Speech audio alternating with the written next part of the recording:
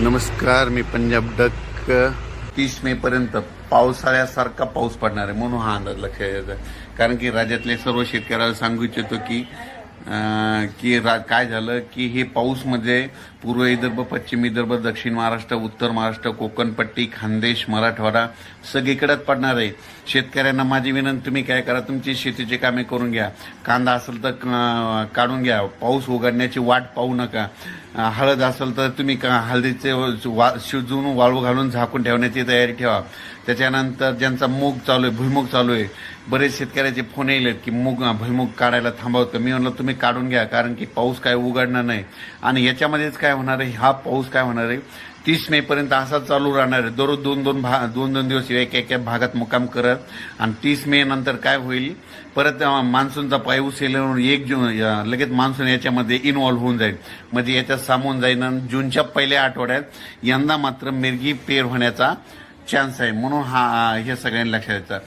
आणि राज्यातल्या शेतकऱ्याला सांगू इच्छितो की म्हणजे यावर्षी 15 मे ते 30 मे दरम्यान मान्सून पूर्व पाऊस चांगला कोसळणार आहे, म्हणून हा अंदाज लक्षात यायचा. सांगायचं झालं तर हा पाऊस बीड जिल्ह्यात खूप पडणार आहे. बीड जिल्ह्यातल्या शेतकऱ्यासाठी आनंदाची बातमी. त्याच्यानंतर बीड जिल्हा, धाराशिव जिल्हा, लातूर जिल्हा, सातारा, सांगली, सोलापूर, कोल्हापूर, नगर, पुणे, नाशिक, पुन्हा नंदुरबार, धुळे, जळगाव, बुलढाणा, अमरावती, अकोला, वर्धा, नागपूर, भंडारा, गोंदिया, चंद्रपूर, त्याच्यानंतर परभणी, यवतमाळ, वाशिम, हिंगोली, बीड, जालना, संभाजीनगर, म्हणजे सांगायचं झालं सगळीकडेच पाऊस पडणार आहे, म्हणून हा अंदाज लक्षात. त्याच्यानंतर बीड जिल्ह्यासाठी आनंदाची बातमी.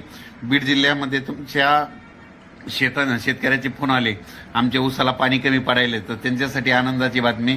म्हणजे समजा तुम्हाला उदाहरण एखाद्या गावाचं नाव सांगतो. समजा एखादं बीड धारा, जर बीड जिल्ह्यामध्ये एखाद्या गावाला मध्ये ह्या 30 मे पर्यंत 4 वेळेस पाऊस येऊन जाणार, म्हणून हा अंदाज लक्षात घ्यायचा. सांगायचं झालं तर पूर्व विदर्भ, पश्चिम विदर्भ, दक्षिण महाराष्ट्र, उत्तर महाराष्ट्र, कोकणपट्टी, खानदेश, मराठवाडा सगळीकडेच हा पाऊस पडणार आहे, म्हणून हा अंदाज लक्षात घ्यायचा.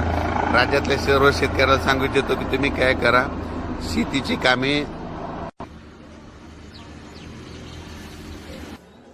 ऊसवाल्या शेतकऱ्यासाठी आनंदाची बातमी.